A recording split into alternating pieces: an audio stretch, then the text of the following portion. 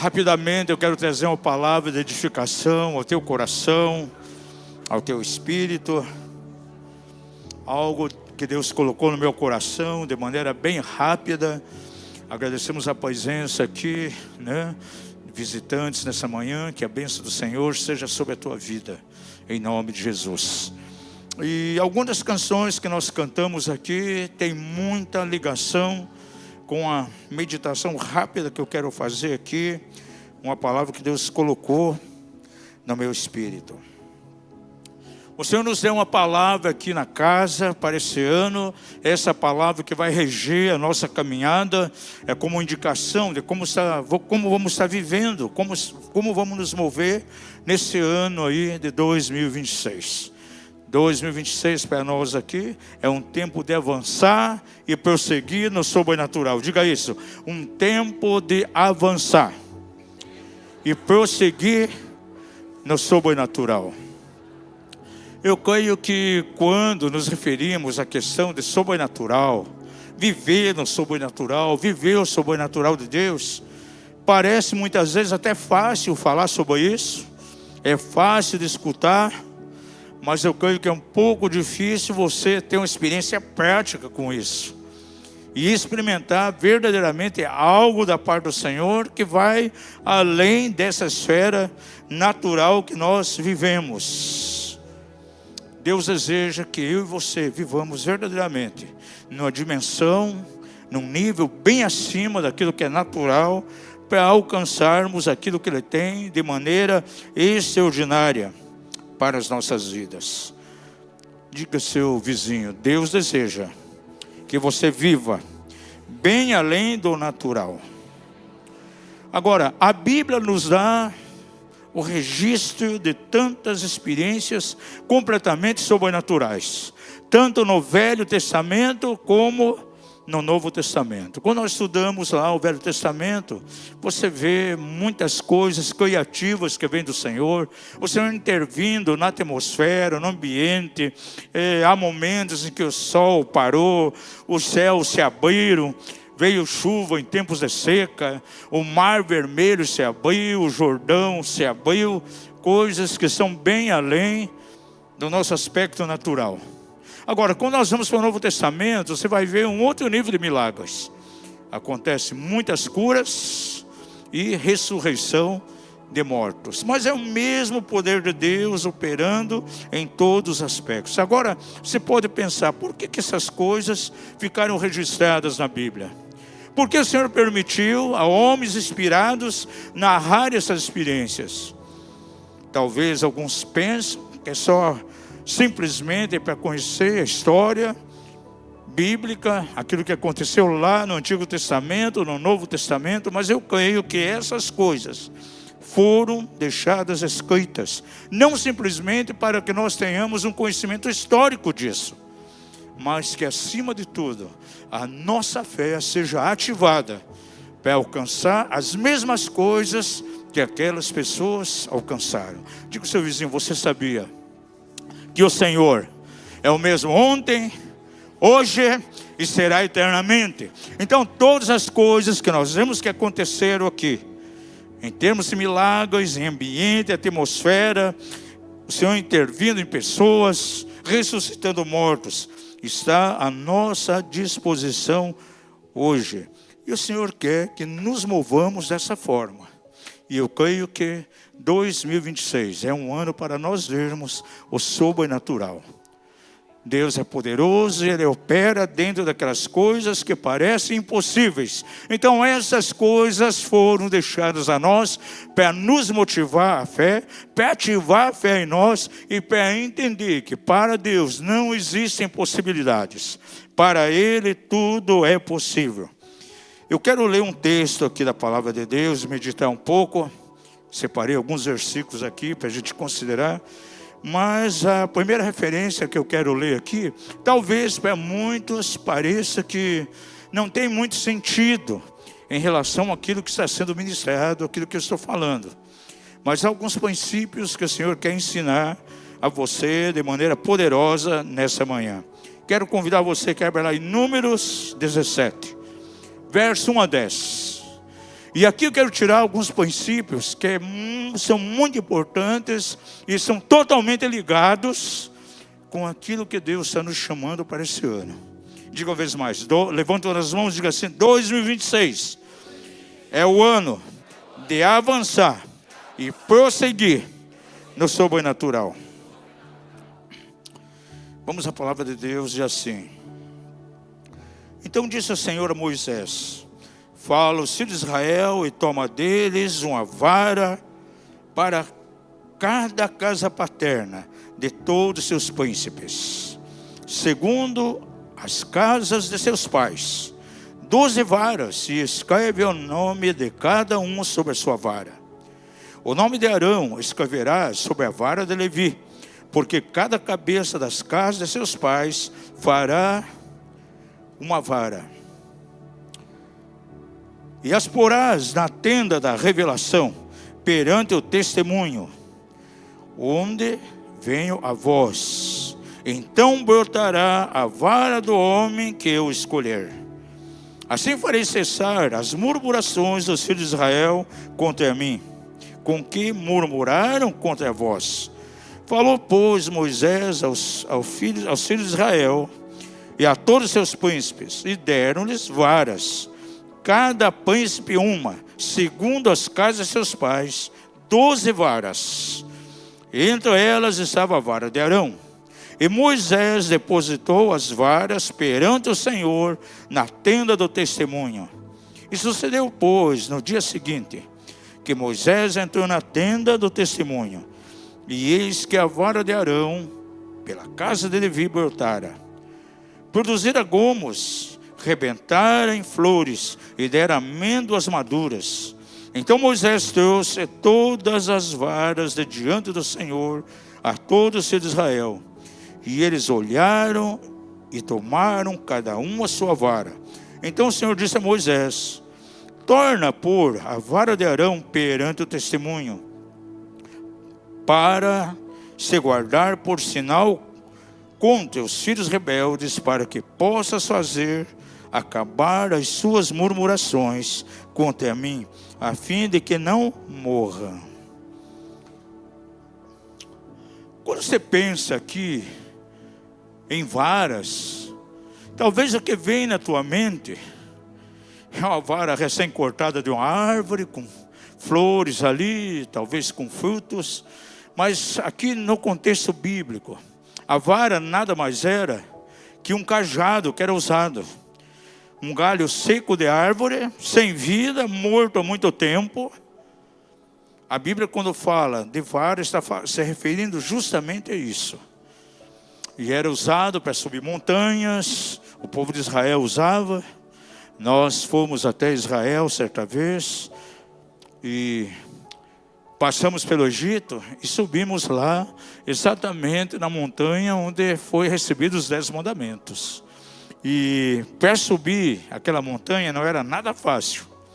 Agora, o povo de Israel naquela época, ela escalava montanhas usando essas varas. Então era um cajado seco, totalmente sem vida. Agora aqui, a primeira coisa que eu quero compartilhar com você é que aquela vara, de repente, era impossível que houvesse brotos, era impossível que frutificasse, era impossível que viesse a florescer. Mas a Bíblia registra que, passando aquela noite, no dia seguinte, a vara de Arão, um galho seco, morto, sem vida, retirado de uma árvore a tempo, de repente estava florido, cheio de brotos e cheio de frutos de amêndoas. Isso aqui traz a nós uma prova tão tremenda de como Deus age de maneira sobrenatural. É algo que seria impossível, de repente estava acontecendo ali. Eu creio que a primeira coisa que nós temos que aprender aqui é um princípio muito importante. Aquilo que a você parece tão impossível, para Deus é possível. Porque o sobrenatural de Deus vem exatamente em cima daquelas coisas que para nós, naturalmente, parece completamente impossível. Mas para Deus todas as coisas são possíveis. Isso aqui é muito importante, nós temos que entender isso. Se o Senhor fez com que um galho seco, sem vida, fora de uma árvore, de repente produzisse brotos, produzisse folhas, flores e frutos, Ele pode realizar qualquer coisa. Pergunta ao seu vizinho, o que você precisa que Deus realize na tua vida? O que você precisa alcançar nesse ano de 2026?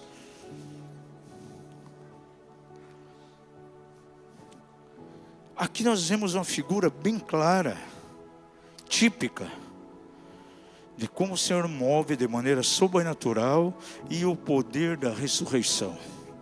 É tão extraordinário quando nós começamos a estudar. Eu gosto muito do Pentateuco, principalmente 4 livros que muitas pessoas passam por cima e não atentam. Eu gosto muito de Êxodo, Levítico, Deuteronômio e Números. Eu sei que para muitos aqui parece muito cansativo você estudar sobre o tabernáculo de Moisés. Tem as medidas, os compartimentos. Seja sincero, quantos ficam meio cansados de estudar, de ler esses livros aí? Levante a mão bem baixinho para ninguém ver. Eu sei que algumas pessoas nem querem ver. O que tem a ver com medida? A arca que media tanto. Por que as cortinas do tabernáculo tinham que ser dessa maneira?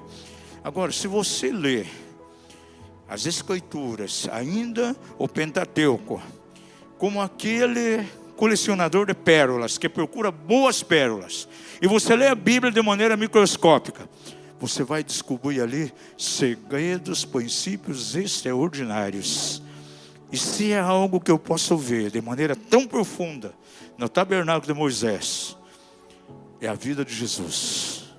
Basicamente, no tabernáculo ali, em todos aqueles utensílios, existem figuras extraordinárias que apontam para Jesus e para a nossa realidade na vida cristã.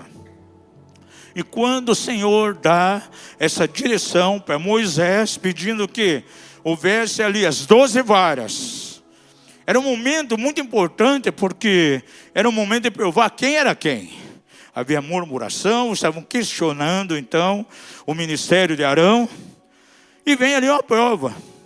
Coloque cada um uma vara, o seu cajado, e aquela vara que frutificar, esse é o escolhido por Deus, esse é o sumo sacerdote, esse que vai ministrar diretamente a Deus, vai representar o povo para Deus e Deus para o povo. É uma figura da ressurreição de Jesus. Porque Jesus esteve 3 dias na morte. E como aquele cajado, aquela vara sem vida, que parecia impossível, ressurgiu. Jesus, Ele venceu a morte. E foi absorvido pela vida de Deus, o poder da ressurreição. E nós não podemos falar de maneira nenhuma acerca de mover no sobrenatural, se não termos uma visão clara da ressurreição de Jesus, a vida ressurreta. 2 coisas são importantes. Até coloquei agora a última meditação lá no Instagram, no Facebook. Durante a semana eu coloco algumas cápsulas de fé ali. E a última que eu coloquei.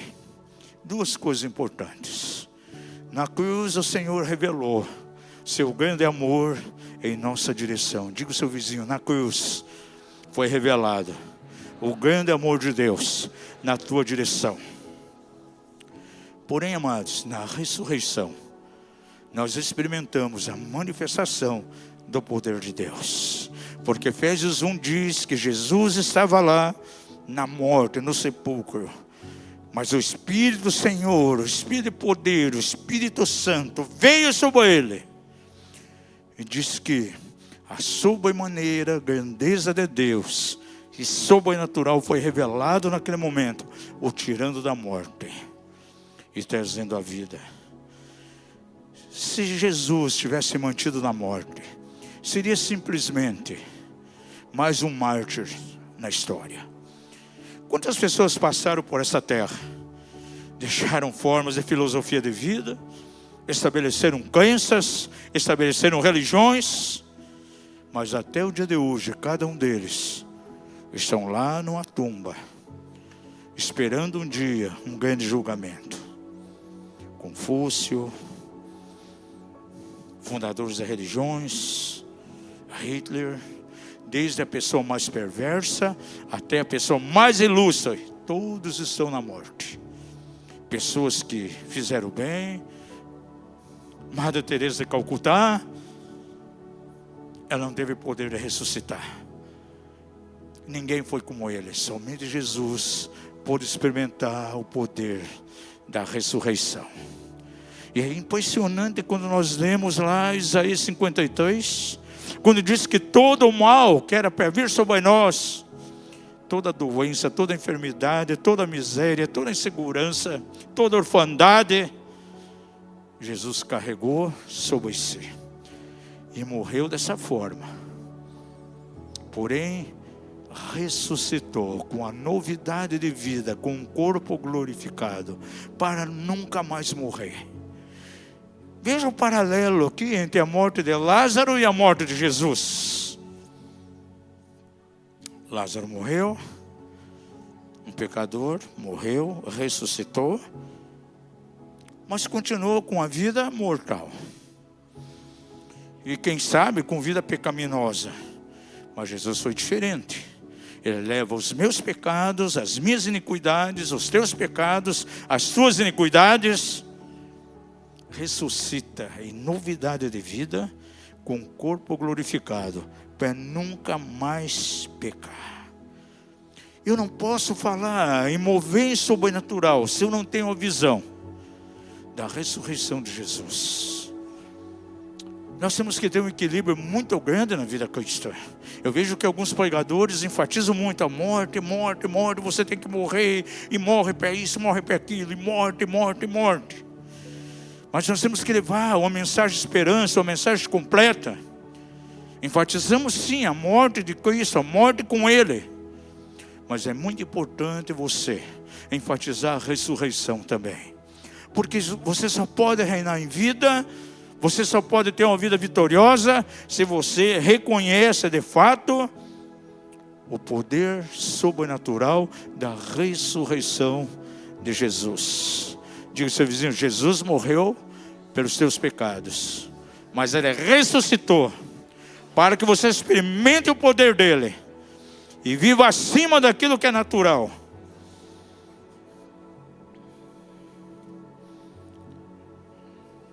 Você pode dizer aleluia? Levante a tua mão e diga glória a Deus. Eu já ensinei aqui na casa, a morte de Jesus foi verdadeiramente a maior substituição que poderia acontecer. Porque tudo aquilo de mal que era para vir sobre nós, veio sobre Ele. E diz o texto lá de Isaías 53 que na hora da crucificação ele estava basicamente totalmente segurado. Nenhuma beleza eu e você, nenhuma beleza o povo via sobre ele para que o desejasse. Era menosprezado, despreezado de todos. João diz que as mulheres nem chegaram perto de Jesus, o avistaram de longe.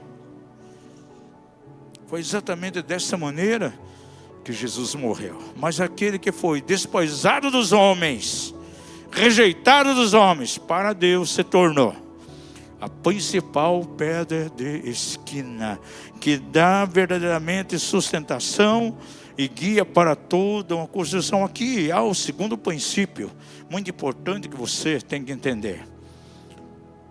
Talvez você venha de um contexto de menosprezo, crise de identidade. Quando Jesus entra em nossas vidas, Ele nos dá uma nova identidade. Eu não preciso viver de acordo com aquilo que eu recebi por gerações dentro da minha família. A identidade que foi estabelecida em mim, baseado em coisas ao meu redor, que me marcaram e me machucaram. Se eu estou em Cristo Jesus, eu caminho em novidade de vida. E o que Deus tem para mim é extraordinário. Nós temos que ver Jesus das duas maneiras. Primeiramente, Jesus como homem aqui. Como homem ele foi tentado em todas as coisas. Foi menosprezado. Foi rejeitado. Diz a Bíblia que dele não fizemos, os homens não fizeram caso algum. Porém, depois da sua ressurreição, ele recebeu um nome do Pai, que está sobre todo nome. E a esse nome se dobrarão todos os joelhos, e reconhecendo que Ele é o Senhor. Pergunta ao seu vizinho, qual a visão que você tem acerca de Jesus? A tua visão é de Jesus homem ou Jesus Deus? E a visão de Jesus Deus, ele se dá exatamente quando tem uma visão de ressurreição de Jesus. Ele morre como homem, mas ressuscita como Deus, com corpo glorificado. E o sobrenatural de Deus não está ligado à morte de Jesus, está ligado, sim, à sua ressurreição. Terceira coisa que eu posso ver nesse texto de maneira bem clara. Lá no tabernáculo havia algumas partes bem distintas. Tinha o pátio, o lugar santo e o lugar santíssimo. E no lugar santíssimo estava a arca da aliança. Vamos ver um texto aqui. Veja lá em Hebreus, capítulo 9, verso de 1 a 5. Ora, também o primeiro pacto tinha ordenanças de serviço sagrado e um santuário terrestre, pois foi preparado uma tenda. O primeiro, na qual estava o candeeiro, ou candelabro, ou memorar, a mesa e os pães da proposição. A essa se chama o santo lugar. Mas depois, segundo o véu, estava a tenda que se chama o Santo dos Santos, ou lugar santíssimo, que tinha um incensário de ouro e a arca do pacto, toda coberta de ouro em redor, na qual estava um vaso de ouro, que continha o maná e a vara de Arão que tinha brotado, e as tábuas do pacto, e sobre a arca os querubins da glória, que cobriam o propiciatório, das quais coisas não falaremos agora particularmente. 3 compartimentos bem distintos, e 2 tomavam uma proeminência muito grande. O lugar santo, onde estavam os sacerdotes ministrando a Deus. Porém, o lugar mais íntimo, o lugar santíssimo, onde só o sumo sacerdote, somente Arão tinha acesso. E ali estavam alguns utensílios colocados pela direção do Senhor. Dentre eles, uma urna, ou uma arca, a arca da aliança, com 3 coisas ali dentro. O pote de maná, como uma prova da sustentação de Deus. Aquilo ali simboliza a própria palavra de Deus que nos alimenta. Diga isso, o maná é uma figura da palavra de Deus que nos alimenta e nos sustenta. Aí tinha as 2 tábuas do testemunho, uma prova bem clara da palavra de Deus a seu povo, trazendo direção.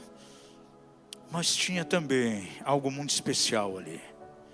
Estava ali a vara de Arão, a vara que floresceu, que frutificou, como uma prova tão tremenda do poder da ressurreição. Então já vejo ali de maneira bem clara, dentro do tabernáculo, no lugar santíssimo, dentro da arca da aliança, a presença de Jesus ali. Ele é o alimento, ele é o maná. Ele é a palavra viva de Deus, as 2 tábuas do testemunho. Aleluia. E ele é o poder da ressurreição. Diz a Bíblia lá que ele se constitui nas primícias dos que dormem. Diga isso, a vara de Arão é uma figura da ressurreição.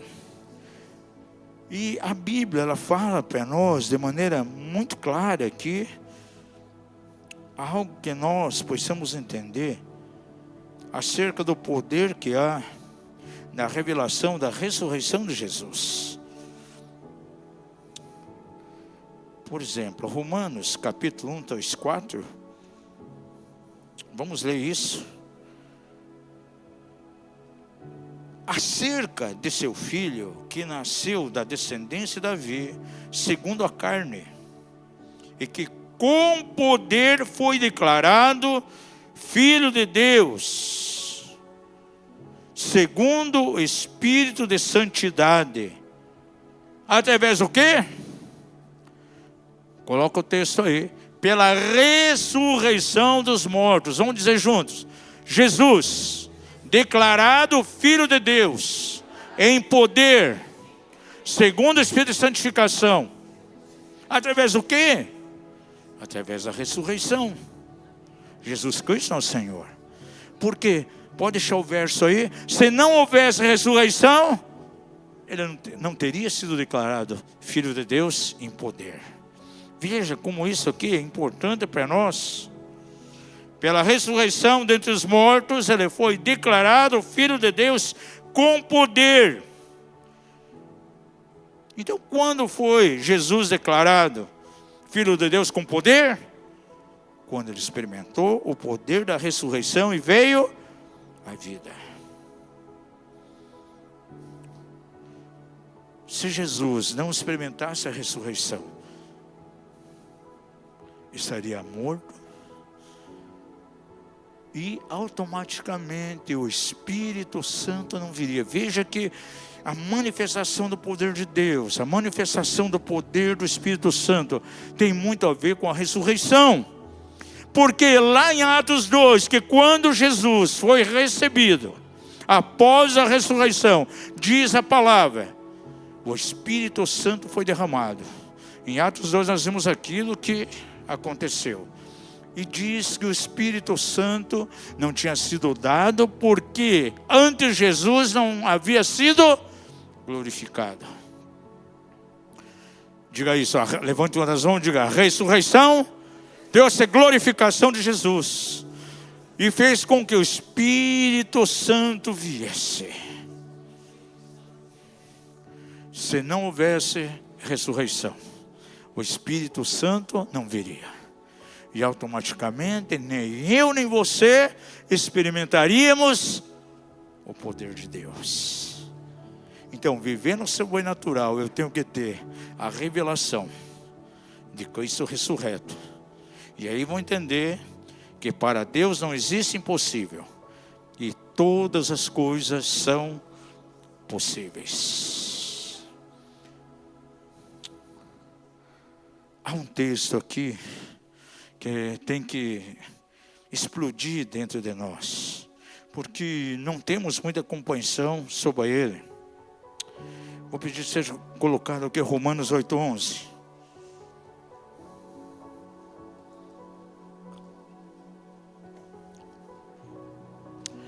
Eu tenho visto na igreja, Deus nos tem dado aí oportunidade de ministrar em diversos tipos de igreja, viajar constantemente. E o que eu vejo de pessoas doentes, enfermas dentro de igrejas.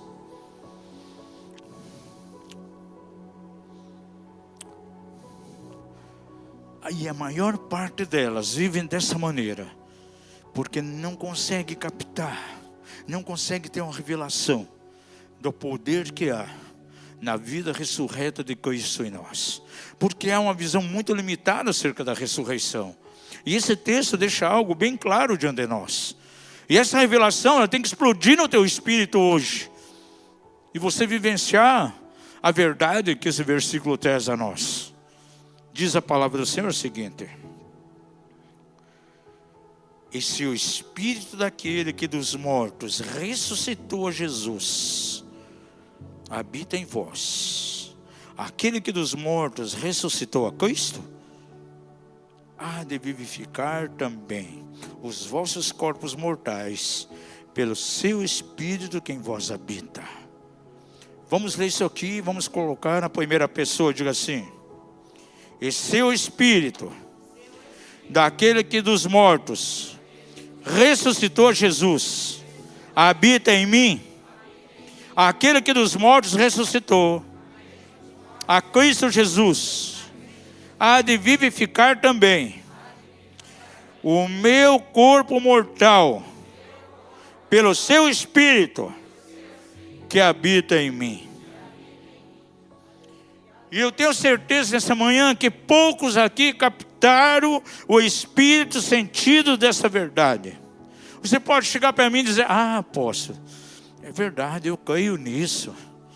Eu creio sim que o Espírito que, pode deixar o verso aí, o Espírito que ressuscitou Jesus entre os mortos habita em mim. E se Ele habita em mim, ressuscitou a Cristo, também Ele vai vivificar o meu corpo mortal naquele grande dia da sua vinda. E nós jogamos lá para o futuro. Você sabia que nós podemos experimentar isso agora? Nós temos certa promessa para o futuro, mas algo tão real que pode começar a acontecer hoje em nós. Se nós temos a consciência de que o Espírito Santo que vivificou Jesus, tirando dentre os mortos, habita em mim, move em mim, tudo aquilo que está relacionado à morte pode ser expurgado da minha vida. As doenças, as enfermidades. O que aconteceu com o Aleph ali, em Osasco, nada mais foi que uma manifestação tão clara da vida ressurreta de Jesus, agindo no corpo dele. E se nós sabemos que o Espírito de Cristo, o Espírito Santo, habita em nós, esse Espírito Santo levantou Jesus entre os mortos, e esse Espírito vai vivificar os nossos corpos mortais no grande dia, eu também entendo que Ele vai vivificar o meu corpo hoje, tirando aquilo que traz morte espiritual.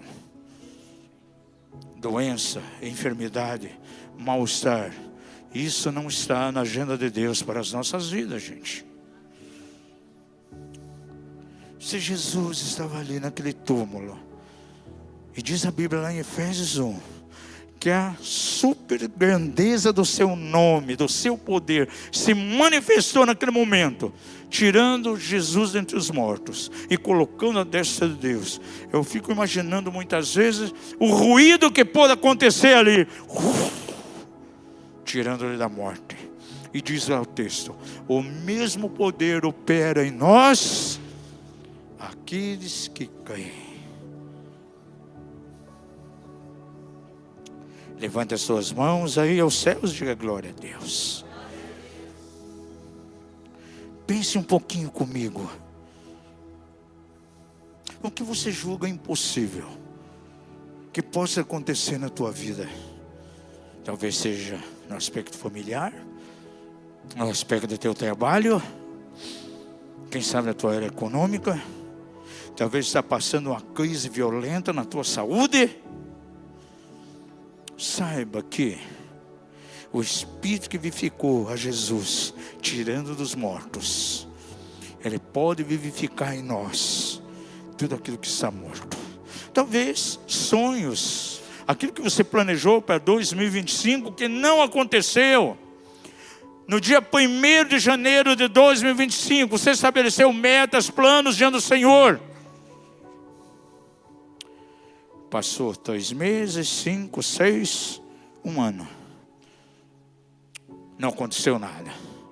Quem sabe você jogou isso para a morte. E aí você pensa: não, isso é impossível que aconteça. Deus é poderoso para ressuscitar aquilo que está morto. E nesse ano 2026 tem que começar o ano bem, experimentando o poder da ressurreição. Que os seus sonhos sejam ressurretos. Que aquilo que você projetou seja ressurreto. E o mal que você carrega no teu corpo, quem sabe a doença, a enfermidade, que seja o ano realmente em que teu corpo vai ser vivificado.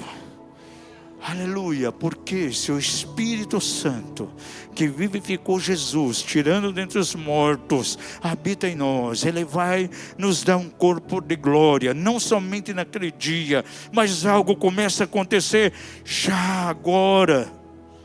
O reino de Deus, Ele move de maneira muito tremenda, e podemos experimentar algo agora, e pessoas ficam só projetando coisas para o futuro.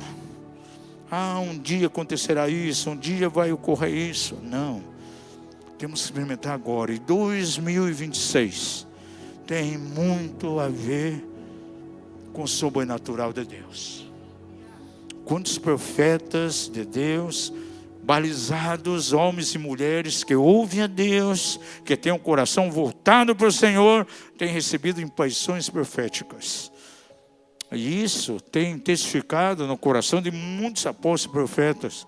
2026 é um ano de milagres extraordinários, milagres criativos, maiormente a intervenção do Senhor nos nossos corpos, para que venhamos experimentar saúde. Agora, o sobrenatural de Deus, Ele move através de palavras. Quando você começa a ler a Bíblia em Gênesis 1, Deus criou os céus e a terra. Os céus e a terra. E havia trevas na face do abismo.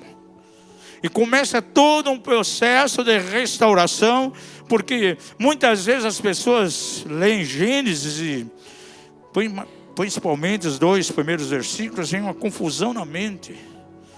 Quando diz que Deus criou os céus e a terra, no versículo 1, mas já no 2, diz que a terra era sem forma e vazia. E fica um nó na cabeça de muitas pessoas. É muito importante que você entenda a revelação bíblica, porque entre o versículo 1 do capítulo 1 de Gênesis e o versículo 2, há um período de tempo de milhares de anos. A pessoa pensa que lê o verso 1 e já pensa que o 2 já aconteceu em seguida. Não, gente. Houve um intervalo entre o verso 1 e o 2, e naquele intervalo muitas coisas aconteceram. Dentre elas, a queda de Satanás, que foi lançado em terra. E Isaías coloca bem claro diante de nós, Ezequiel 28 também. E por que a terra ficou sem forma e vazia? Diz no verso 2 que a terra era sem forma e vazia. Por quê? Houve a queda de Satanás. Ele assolou a terra. Diga ao seu vizinho, você sabia que no intervalo entre Gênesis 1:1 e Gênesis 1:2 há milhares de anos ali, onde muitas coisas aconteceram. E a partir do versículo 3, então começa um processo de restauração na terra. Eu posso chamar do reembelezamento da terra. E como as coisas foram criadas ali? Havia algum elemento palpável que Deus usou para criar? Não, através do quê? Da sua palavra. Aleluia, haja luz e houve luz. Haja uma expansão entre céu e mares e houve uma expansão. É o poder da palavra declarada. E diz em Hebreus que pela palavra de Deus todas as coisas vieram a existir. E como esse poder do Espírito Santo que nos vivifica, que está em nós, como ele pode ser ativado? Como ele pode operar algo concreto aqui? Através do quê? Através da palavra. Através daquilo que nós falamos, daquilo que nós declaramos. Você contempla um mal no corpo. Se você começa a concordar com aquele mal, você vai viver aquele mal. No entanto, se há algo no teu corpo que não está bem, e você entende que em você habita verdadeiramente o mesmo Espírito que vivificou Jesus, tirando ele dentre os mortos, e você declara contrário àquilo que você está vivenciando, essa fé, essa palavra, ela vai ser ativada na tua vida. E sabe o que você vai experimentar? Cura no teu corpo. É assim que as coisas funcionam. Por isso diz a palavra do Senhor, que as palavras de Deus, elas são o quê? Remédio para todo o nosso corpo. Diz o salmista, e o Senhor enviou a sua palavra e os curou. Vamos coisa que você não pode viver sem doença e enfermidade, gente. Eu caio nisso, por isso eu falo. Nós caímos também, falamos. E essa manhã eu creio que Deus quer trazer uma revelação tão extraordinária ao teu coração. Quem sabe você tem enfrentado batalhas violentas aí na área da tua saúde. Você vai ao médico, recebe lá um diagnóstico nas tuas mãos. A tua mente começa a trabalhar em cima daquele diagnóstico. E acaba sendo convencido de que realmente aquele mal vai estar ali e é impossível.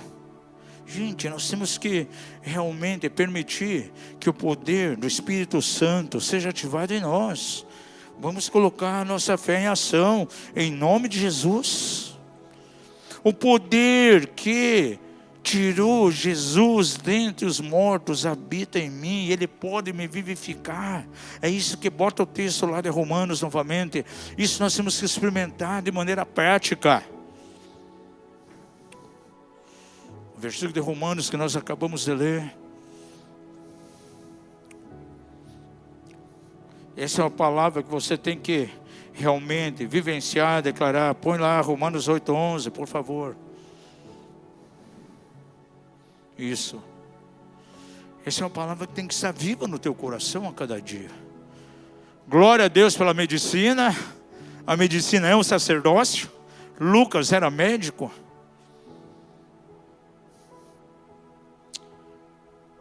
Nós tivemos um médico que foi aluno nosso em muitos cursos aqui. Um médico foi pastor também.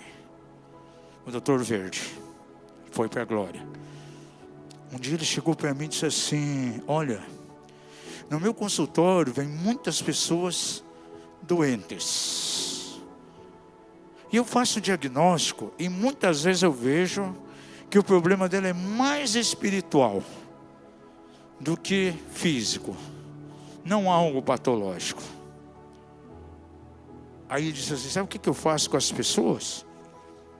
Eu aplico aquilo que eu aprendi com você lá no Silce. Porque eu vejo que é problema espiritual. Eu entro de maneira espiritual. Ele diz assim: e Jesus foi especialista em todas as ramificações, em todas as áreas médicas. Porque ele curou pessoas que tinham lá epilepsia, ele curou pessoas cegas, pessoas que andavam encurvadas. Então, o doutor Jesus ele foi especialista em todas as áreas da medicina. E é verdade. Um dos nomes de Deus, Jeová Rafa, aquele que nos sara. Em outras palavras, eu sou teu médico. Levante as mãos ao céu e diga: eu tenho um médico. E eu quero convidar você que fique em pé nessa manhã. Me veio fortemente ao coração que hoje deveríamos orar realmente por cura física aqui nesse lugar. Mas sumamente declarar o poder do Espírito que vivifica, presente em cada um de nós. Se o Espírito do Senhor vivificou Jesus, Ele vai nos vivificar um dia, nos dando um corpo glorioso. E se o Senhor que vai nos dar um corpo glorioso um dia, lá na sua vinda, será que é propósito dele que eu tenha um corpo hoje ruim, enfermo, carregando males? Claro que não. 1 João deixa bem claro: o Senhor deseja que eu esteja indo bem em tudo, bem como vai a minha alma, as outras áreas também. Eu vou pedir o ministério do louvor que venha, em nome de Jesus.